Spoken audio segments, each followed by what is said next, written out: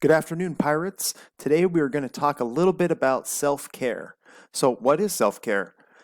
Self-care is any activity that you do in order to take care of your mental, emotional, or physical health. This is something that is often overlooked as you may not think about taking care of yourself all the time.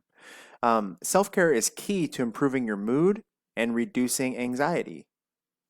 Some things that fall under self-care could be exercise, like running, yoga, basketball, different types of sports, walking, getting some sleep, using creative expression. So maybe that's with art or digital arts on the computer, communicating with family and friends, meditation, appreciating nature and getting outside. My question for you today is, when in your day can you practice self-care?